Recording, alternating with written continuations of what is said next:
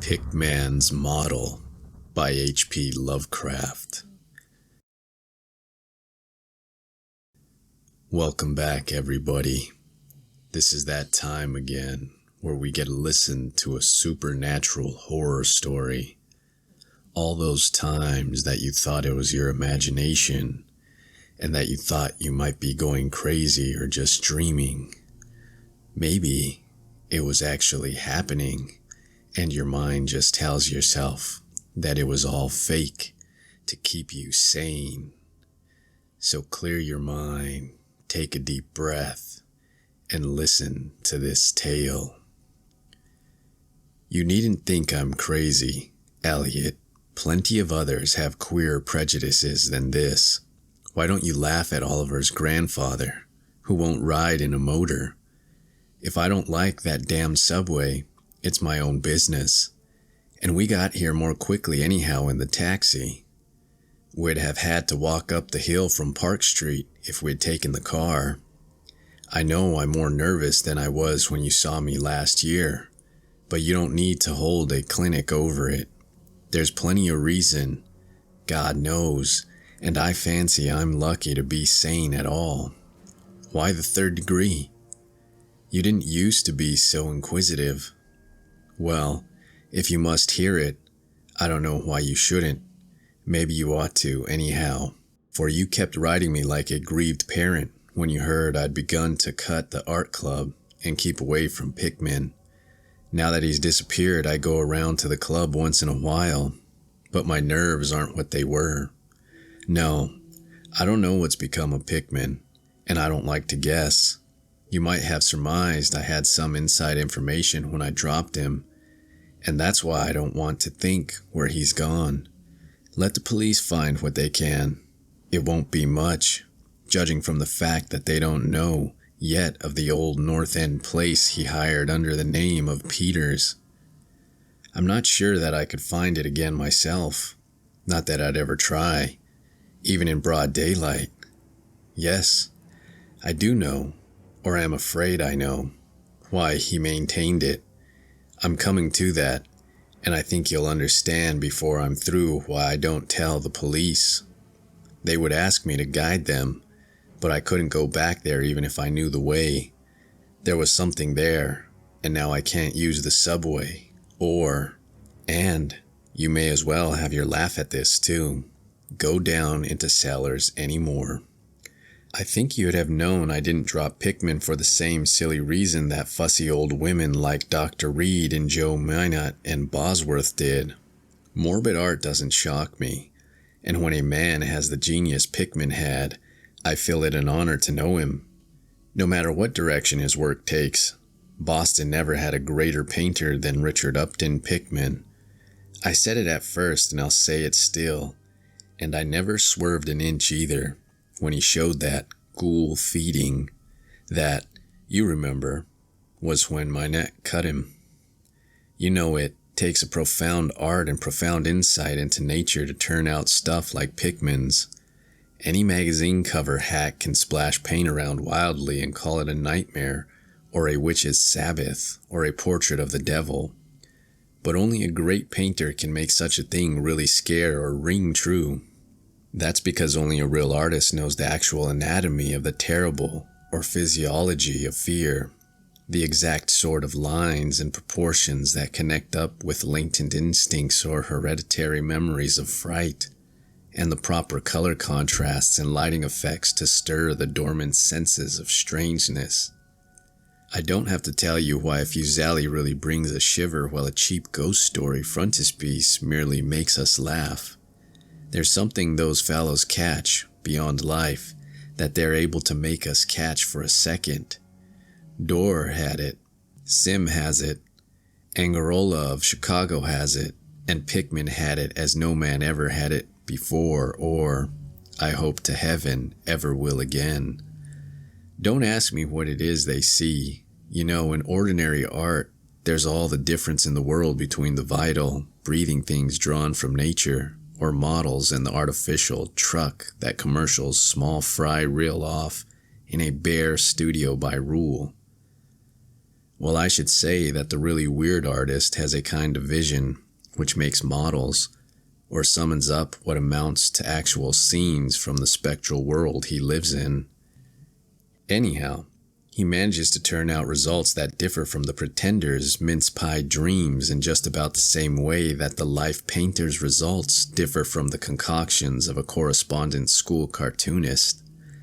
If I had ever seen what Pickman saw, but no. Here, let's have a drink before we get any deeper. Gad, I wouldn't be alive if I'd ever seen what that man, if he was a man, saw. You recall that Pickman's forte was faces. I don't believe anybody since Goya could put so much of sheer hell into a set of features or a twist of expression. And before Goya, you have to go back to the medieval chaps who did the gargoyles and chimeras on Notre Dame and Mont Saint Michael.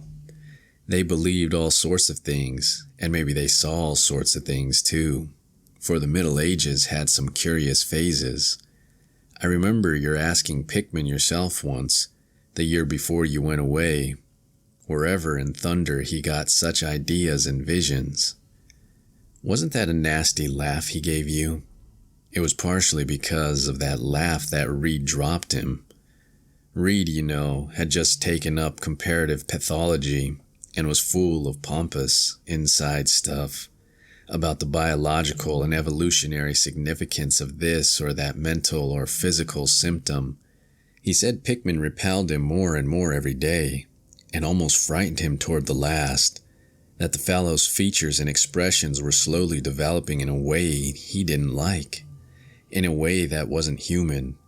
He had a lot of talk about diet, and said Pickman must be abnormal and eccentric to the last degree. I suppose you told Reed, if you and he had any correspondence over it, that he'd let Pickman's paintings get on his nerves or harrow up his imagination. I know I told him that myself, then. But keep in mind that I didn't drop Pickman for anything like this. On the contrary, my admiration for him kept growing, for that ghoul feeding was a tremendous achievement.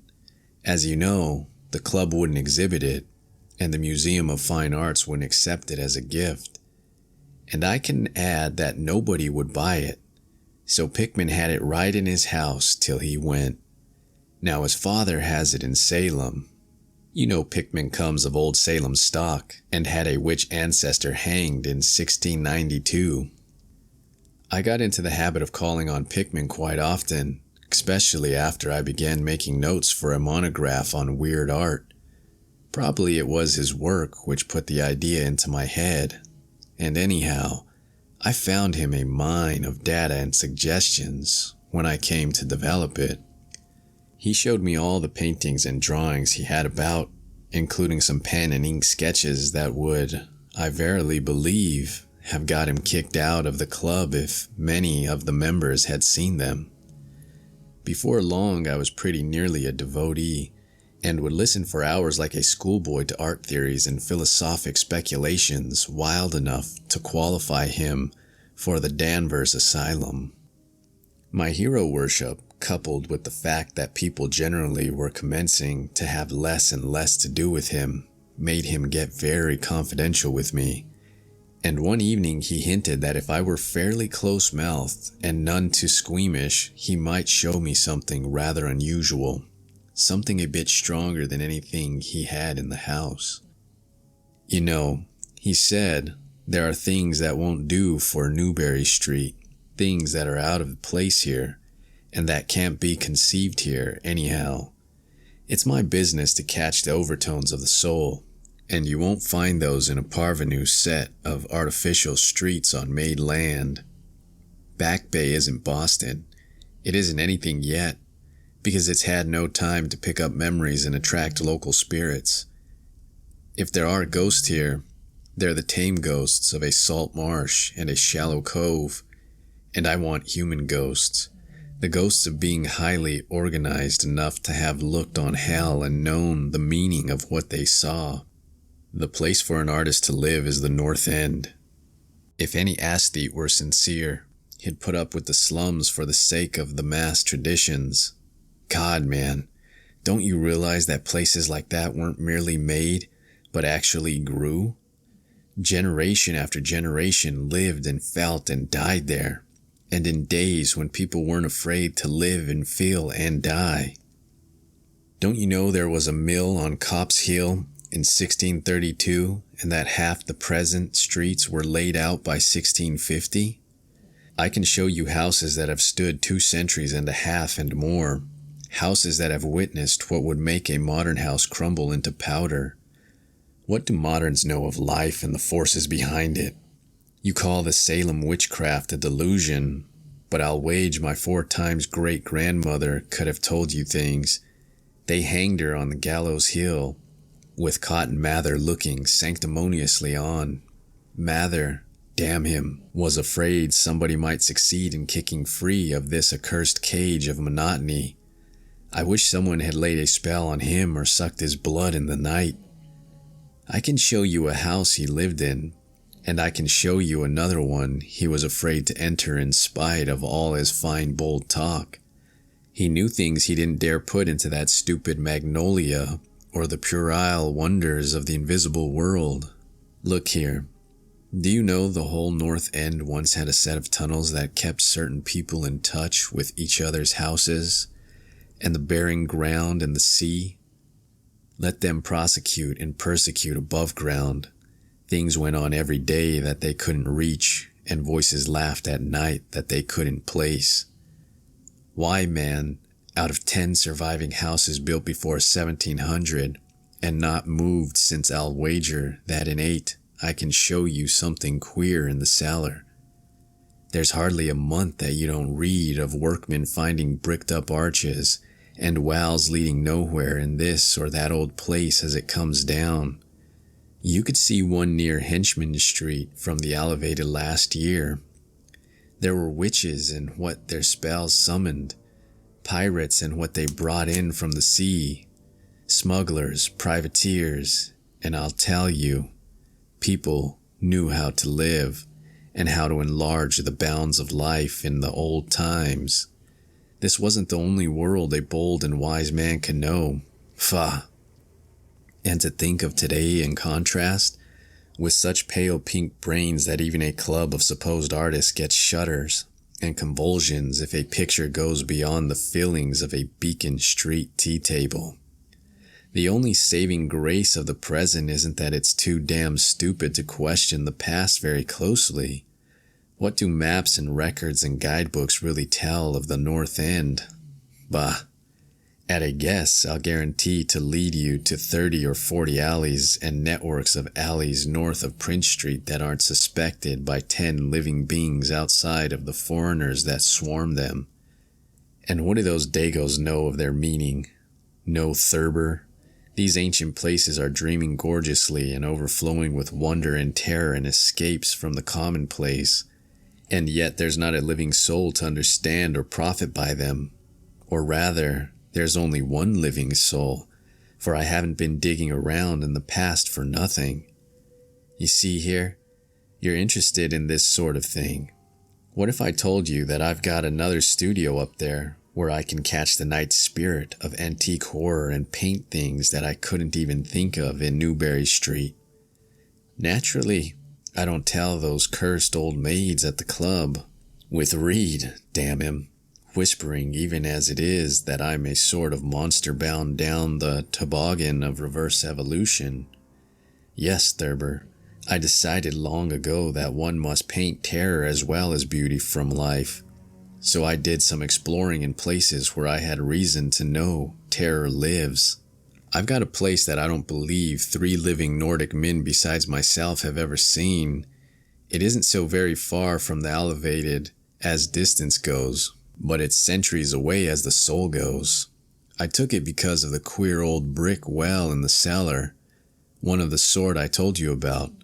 The shack's almost tumbling down so that nobody else would live there, and I'd hate to tell you how little I pay for it.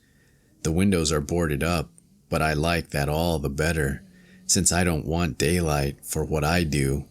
I paint in the cellar, where the inspiration is thickest. but I've other rooms furnished on the ground floor. A Sicilian owns it, and I've hired it under the name of Peters. Now, if you're game, I'll take you there tonight. I think you'd enjoy the pictures, for as I said, I've let myself go a bit there. It's no vast tour. I sometimes do it on foot, for I don't want to attract attention with a taxi in such a place. We can take the shuttle at the South Station for Battery Street, and after that the walk isn't much. Well, Elliot, there wasn't much for me to do after the harangue but to keep myself from running instead of walking for the first vacant cab we could sight. We changed to the elevated at the South Station, and at about 12 o'clock had climbed down the steps at Battery Street and struck along the old waterfront past Constitution Wharf. I didn't keep track of the cross streets and can't tell you yet which it was we turned up, but I know it wasn't Greeno Lane. When we did turn, it was to climb through the deserted length of the oldest and dirtiest alley I ever saw in my life, and crumbling-looking gables, broken small-paned windows, and archaic chimneys that stood out half-disintegrated against the moonlit sky. I don't believe there were 3 houses in sight that hadn't been standing in Cotton Mather's time. Certainly I glimpsed at the 2 with an overhang, and once I thought I saw a peaked roof line of the almost forgotten pre-gambrel type, though antiquarians tell us there are none left in Boston. From that alley, which had a dim light, we turned to the left into an equally silent and still narrower alley with no light at all, and in a minute made what I think was an obtuse angled bend toward the right in the dark. Not long after this, Pickman produced a flashlight and revealed an antediluvian 10-paneled door that looked damnably worm-eaten. Unlocking it, he ushered me into a barren hallway with what was once splendid dark oak paneling, simple, of course, but thrillingly suggestive of the times of Andros and Phipps and the witchcraft. Then he took me through a door on the left, lighted an oil lamp, and told me to make myself at home. Now, Elliot, I'm what the man in the street would call fairly hard-boiled, but I'll confess that what I saw on the walls of the room gave me a bad turn. They were his pictures, you know, the ones he couldn't paint or even show in Newbury Street. And he was right when he said he had let himself go. Here, have another drink. I need one anyhow. There's no use in my trying to tell you what they were like, because the awful and blasphemous horror and the unbelievable loathsomeness and moral feeder came from simple touches quite beyond the power of words to classify. There was none of the exotic technique you see in Sidney Syme, none of the trans-Saturnian landscape and lunar fungi that Clark Ashton Smith uses to freeze the blood. The backgrounds were mostly old churchyards, deep woods, cliffs by the sea, brick tunnels, ancient paneled rooms, or simple vaults of masonry. Copp's Hill Burying Ground, which could not be many blocks away from the very house, was a favorite scene. The madness and monstrosity lay in the figures in the foreground, for Pickman's morbid art was preeminently one of demonic portraiture. These figures were seldom completely human, but often approached humanity in varying degree. Most of the bodies, while roughly bipedal, had a forward slumping and a vaguely canine cast. The texture of the majority was a kind of unpleasant rubberiness. Ugh. I can see them now. Their occupations. Well, don't ask me to be too precise. They were usually feeding, I won't say on what. They were sometimes shown in groups in cemeteries or underground passages, and often appeared to be in a battle over their prey, or rather, their treasure trove. And what damnable expressiveness Pickman sometimes gave the slightless faces of his charnel booty. Occasionally the things were shown leaping through open windows at night, or squatting on the chests of sleepers, whirring at their throats. One canvas showed a ring of them baying about a hanged witch on Gallows Hill, whose dead face held a close kinship to theirs, But don't get the idea that it was all this hideous business of theme and setting which struck me faint. I'm not a 3-year-old kid, and I'd seen much like this before.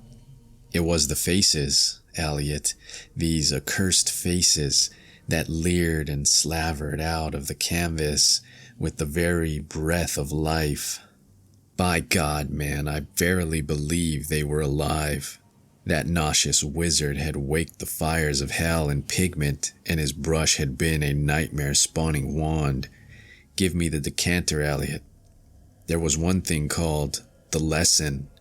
Heaven pity me that I ever saw it. Listen, can you fancy a squatting circle of nameless dog-like things in a churchyard teaching a small child how to feed like themselves? The price of a changeling, I suppose. You know the old myth about how the weird people leave their spawn in cradles in exchange for the human babes they steal. Pickman was showing what happens to those stolen babes, how they grow up, and then I began to see a hideous relationship in the faces of the human and non-human figures. He was, in all his gradations of morbidity between the frankly non-human and the degradedly human, establishing a sardonic linkage in evolution. The dog things were developed from mortals.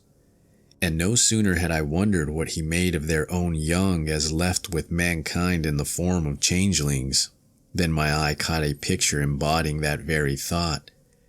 It was that of an ancient Puritan interior, a heavily beamed room with lattice windows, a settle, a clumsy 17th century furniture, and the family sitting about while the father read from the scriptures.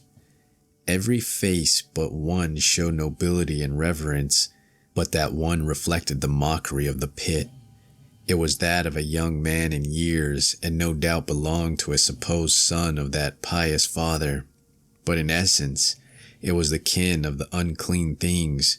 It was their changeling, and in a spirit of supreme irony, Pickman had given the features a very perceptible resemblance to his own.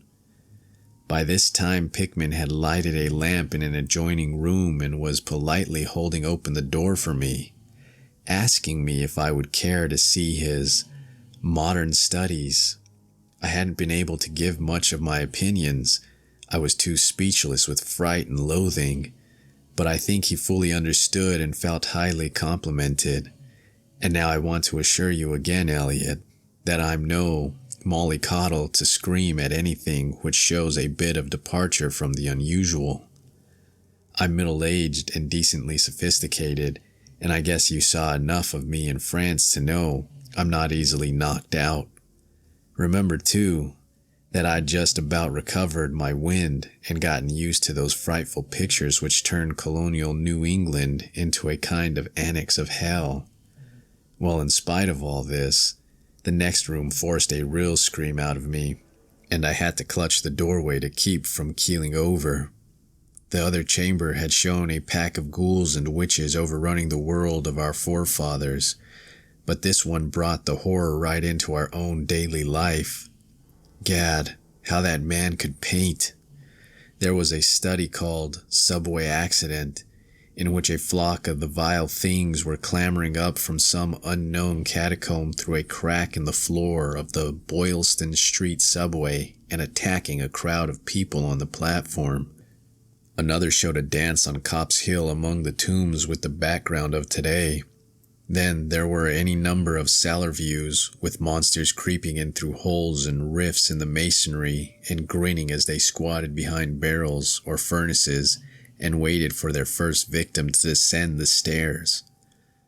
One disgusting canvas seemed to depict a vast cross-section of Beacon Hill, with ant-like armies of the mephitic monsters squeezing themselves through burrows that honeycombed the ground.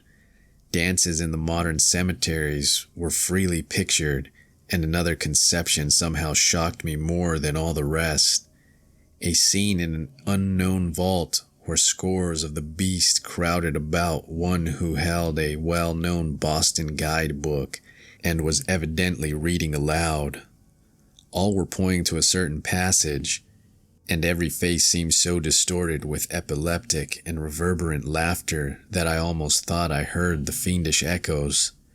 The title of the picture was Holmes, Lowell, and Longfellow Lie Buried in Mount Auburn. As I gradually steadied myself and got readjusted to this second room of deviltry and morbidity, I began to analyze some of the points in my sickening loathing. In the first place, I said to myself, these things repelled because of the utter inhumanity and callous cruelty they showed in Pickman. The fellow must be a relentless enemy of all mankind to take such glee in the torture of brain and flesh and the degradation of the mortal tenement. In the second place, they terrified because of their very greatness.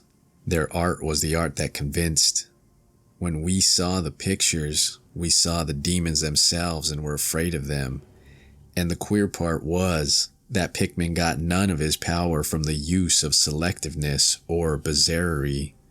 Nothing was blurred, distorted, or conventionalized.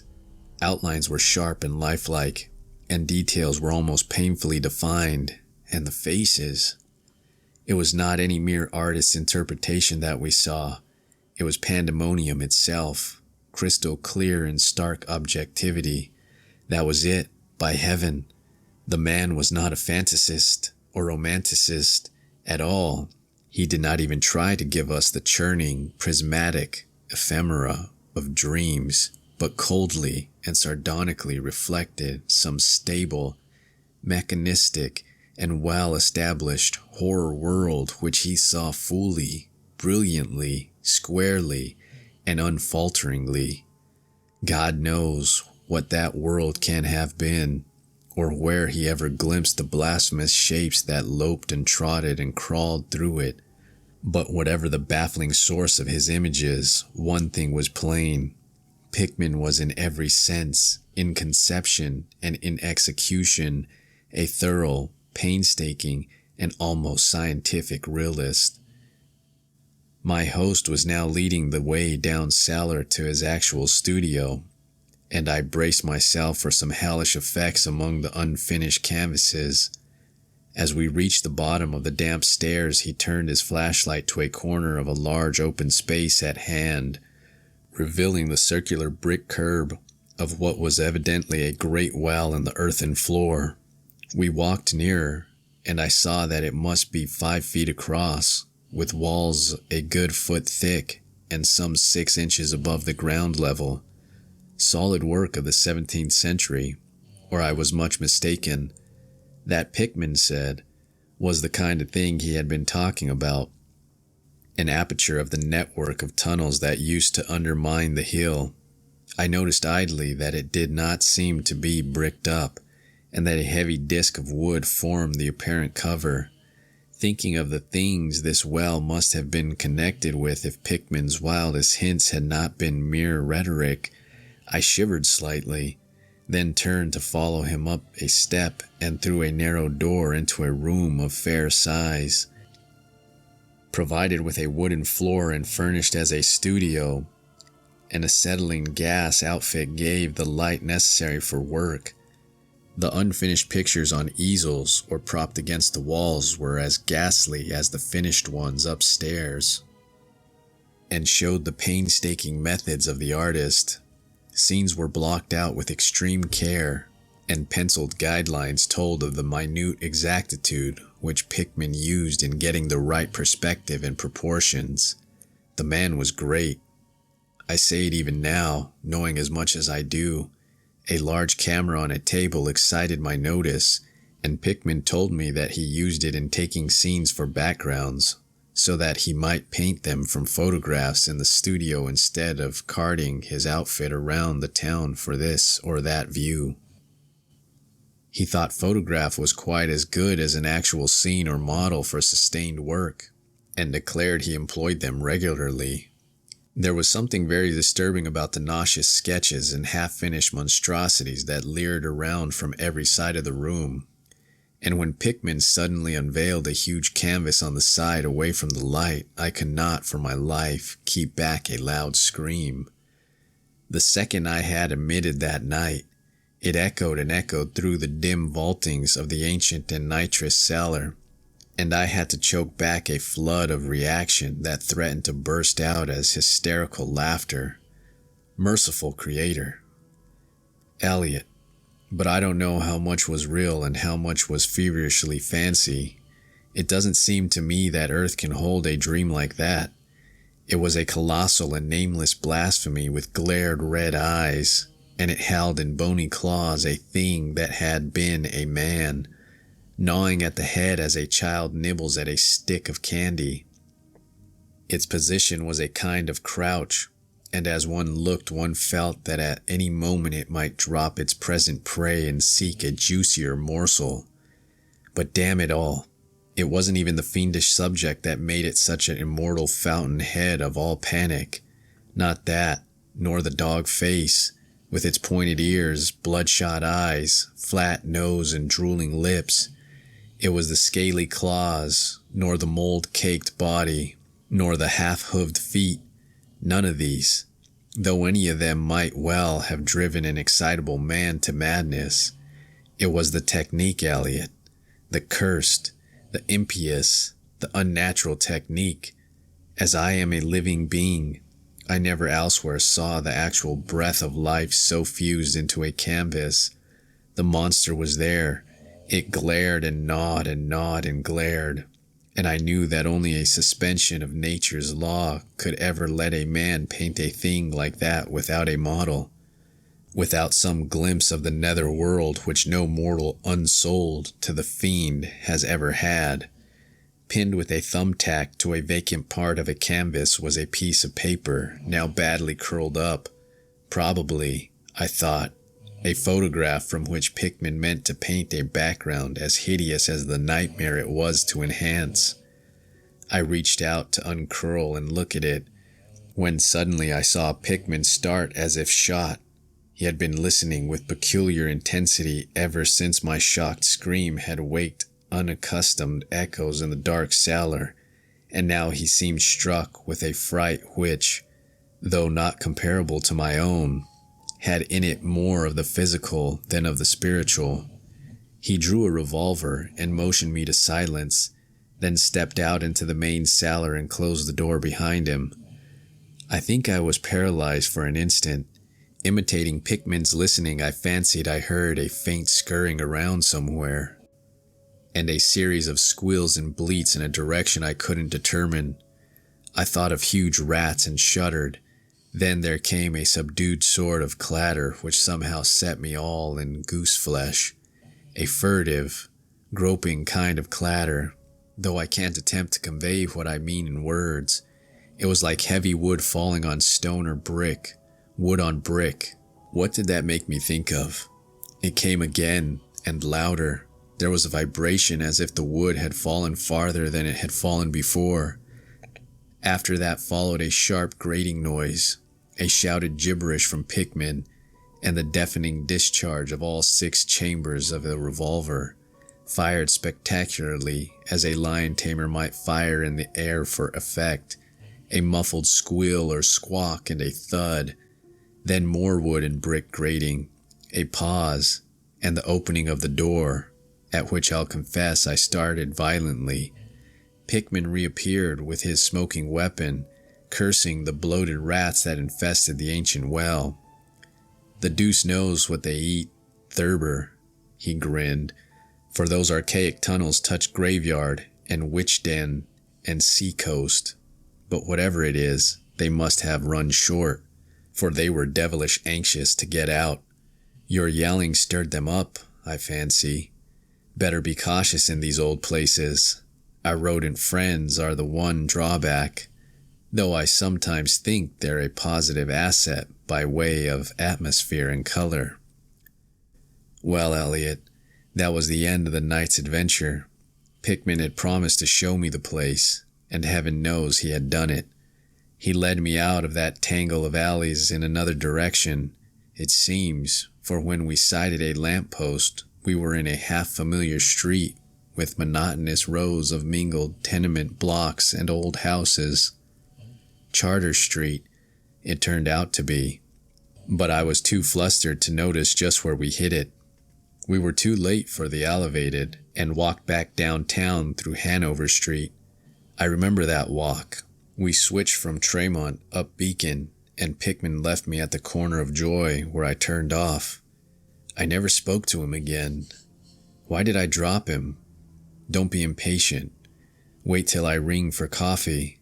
We've had enough of the other stuff, but I, for one, need something. No, it wasn't the paintings I saw in that place, though I'll swear they were enough to get him ostracized in 9/10 of the homes and clubs of Boston, and I guess you won't wonder now why I have to steer clear of subways and cellars.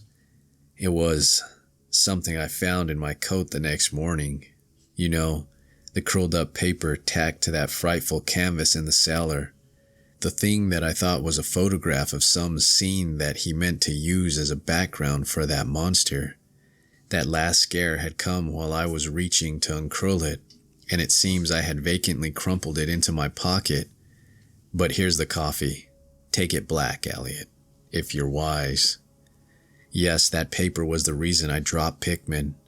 Richard Upton Pickman, the greatest artist I have ever known, and the foulest being that ever leaped the bounds of life into the pits of myth and madness. Elliot, old Reed was right. He wasn't strictly human. Either he was born in strange shadow, or he'd found a way to unlock the forbidden gate. It's all the same now, for he's gone, back into the fabulous darkness he loved to haunt. Here, let's have the chandelier going. Don't ask me to explain or even conjecture about what I burned. Don't ask me, either, what lay behind the mole-like scrambling Pickman was so keen to pass off as rats.